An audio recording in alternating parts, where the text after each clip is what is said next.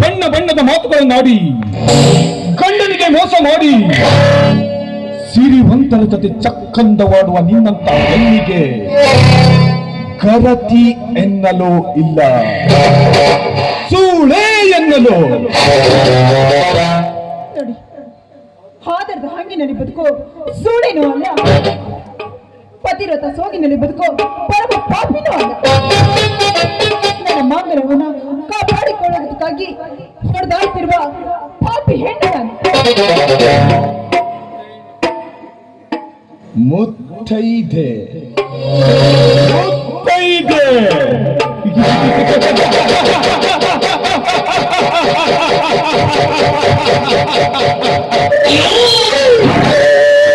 ಮುತ್ತೈದೆ ಅನ್ನೋ ಅರ್ಥ ಗೊತ್ತೇನೆ ನಿನಗೆ?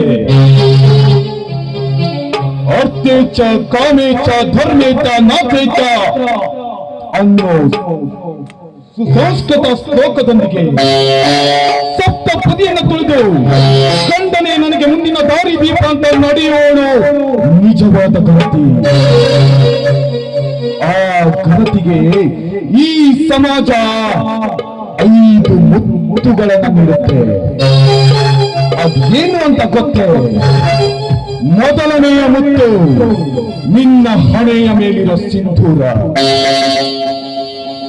ನೀನು ನಡೆಯುವಾಗ ನಿನ್ನ ಎದುರಿಗೆ ಅದ್ಯಾವುದೇ ಕಾಲದೃಷ್ಟಿಯನ್ನ ಈ ಪುರುಷರು ಬಿಟ್ಟರು ಸಹ ಅವರ ಕಣ್ಣುಗಳು ಸುಟ್ಟು ಹೋಗಲಿ ಅಂತ ನಿನ್ನ ಹಣೆಗೆ ಸಿಂಧೂರವನ್ನ ಬಳಸ್ತಾರೆ. ಅದು ಮೊದಲನೇ ಮುತ್ತು.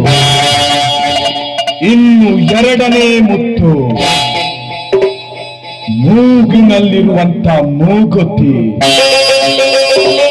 ಹೆಣ್ಣಾದವಳು ಪರಪುರುಷನ ವಾಸನೆಯನ್ನ ಬೀರಬಾರ್ದು ಅಂತ ಅವಳಿಗೆ ಕಟ್ಟುವಂತ ಎರಡನೇ ಮುತ್ತು ಮೂಗುತಿ ಎಂಬ ನತ್ತು. ಇನ್ನು ಮೂರನೇ ಮುತ್ತು ನೀನು ಕೊರಳಲ್ಲಿ ಧರಿಸಿರುವಂತ ತಾಳಿ. ಹೆಣ್ಣಾದವಳಿಗೆ ಒಂದೇ ಒಂದು ತಾನು ಮದುವೆಯಾಗಿದ್ದೀನಿ ಅಂತ ತೋರಿಸ್ಕೊಳ್ಳಕ್ಕಿರುವಂತ ಅಸ್ತ್ರ ಆ ತಾಳಿ. ಅದು ಮೂರನೇ ಮುತ್ತು. ಇನ್ನು ನಾಲ್ಕನೇ ಮುತ್ತು ಕೈಯಲ್ಲಿರುವಂತ ಹಸಿರು ಬಳೆ. ಗಂಡ ಹೆಂಡತಿಯರು ಸರಿಸಮಾನವಾಗಿ ಜೀವನವನ್ನ ಸಾಗಿಸಬೇಕು. ಹೆಣ್ಣಾದ ಜೀವನ ಹಚ್ಚ ಹಸಿರಾಗಬೇಕು ಅಂತ ಆ ಹೆಣ್ಣಿಗೆ ತೊಡಿಸುವಂತ ನಾಲ್ಕನೇ ಮುತ್ತೆ ಈ ಹಸಿರು ಬಳೆ.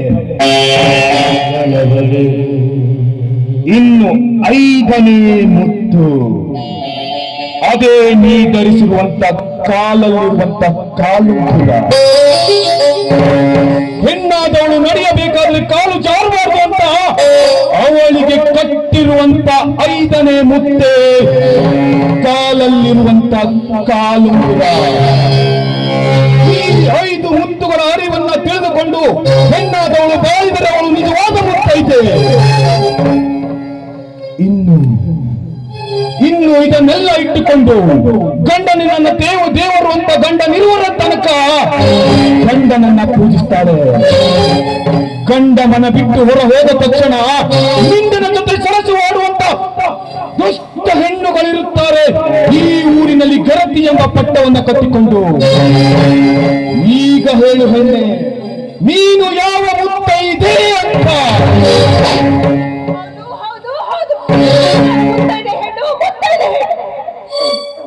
ನಾನು ನನ್ನ ಶೀಲವನ್ನು ಯಾವತ್ತೂ ಮಾಡಿಕೊಂಡಿಲ್ಲ.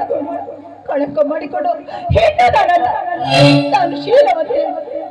ಶೀಲವಂತೆ ಶೀಲವಂತೆ ಶೀಲವಂತೆ. ಹೆಣ್ಣಿಗೆ ಶೀಲವೇ ಮುಖ್ಯ ನಿಜ. ಹೋದರೆ ಕಂಡವರ ಚಕ್ಕಂದವಾಡಿ ತಾನು ಶೀಲವನ್ನ ಕಳೆದುಕೊಂಡಿಲ್ಲ, ನಾನು ಪತಿವ್ರತೆ ಅಂತ ಸಾಧಿಸುವ ಹೆಣ್ಣುಗಳೇ ಇಷ್ಟು ಇರಬೇಕಾದ್ರೆ ನೀನು ಶೀಲವಂತೆ ಅಂತ ಹೇಳೋದಕ್ಕೆ ನಾನು ಹೇಗೆ ನಂಬಬೇಕು? ಮಾತಿಗೂ ಶೀಲ ಗೆಟ್ಟವಳು ಅಂತ ಚುಚ್ಚಿ ಮಾತಾಡಬೇಕು. ನಾನು ನನ್ನ ಮಾಂಗಲ್ಯ ಕಾಪಾಡಿಕೊಳ್ಳೋದಕ್ಕೋಸ್ಕರ ಅವರ ಜೊತೆ ಹಾಡು ಕುಡಿದೆ ಬಿಟ್ರೆ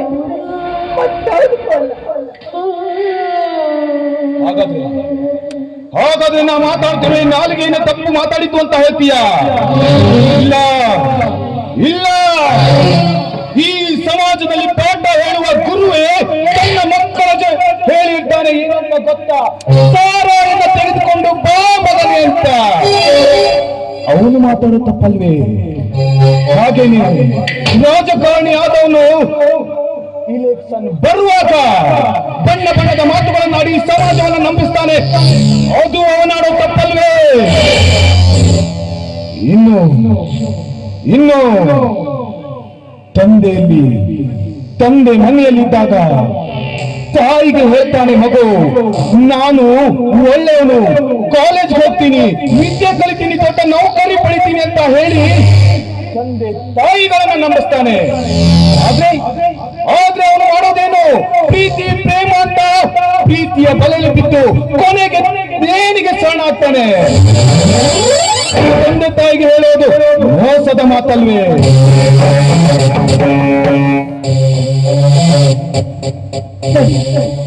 ನನ್ನನ್ನು ಕ್ಷಮಿಸಿ. ವಿಜಯರಾಜ್, ನಾನು ಹಾಡಿ ಕುಡಿದಿದ್ರೆ ನಿನ್ನ ಗಂಡನ ಪ್ರಾಣವನ್ನೇ ತೆಗಿತೀನಿ ಅಂತ ಹೇಳಿದ. ಅದಕ್ಕಾಗಿ ಅವನ ಕೈ ಹಿಡಿದು ಹಾಡಿ ಕುಡಿದೆ.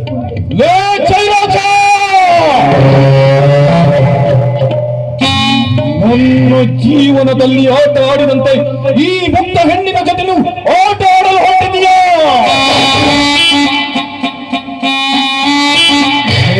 ಜಯರಾಜ, ಲೇ ಪೃಥ್ವಿರಾಜ, ನಿಮ್ಮ ಉಪಟಳ ದಿನ ದಿನ ಹೆಚ್ಚಾಗ್ತಾ ಹೋಗ್ತಾ ಇದೆ. ಸಮಾಜದಲ್ಲಿ ಕಂಡ ಹೆಣ್ಣು ಜೊತೆ ಚಕ್ಕನ್ನ ವಾಡ್ಲಿಕ್ಕೆ ಅವರು ಮಾರ್ಕೆಟ್ ನಲ್ಲಿ ಸಿಗುವಂತ ಸೂಳೆಗಳಲ್ಲ ಕಣೋ. ನಿನಗೂ ಅಕ್ಕ ತಂಗಿಗಳ ಬೆಲೆ ಏನು ಅಂತ ಗೊತ್ತಾಗಿದ್ರೆ ನೀನ್ ಈ ರೀತಿ ಮಾತಾಡ್ತಾ ಇರ್ಲಿಲ್ಲ, ಈ ರೀತಿ ವರ್ತನೆಯನ್ನು ಮಾಡ್ತಾ ಇರ್ಲಿಲ್ಲ. ಇನ್ನು ನಿನಗೆ ಒಳಗಾಲ ಇಲ್ಲ ಜಯರಾಜ.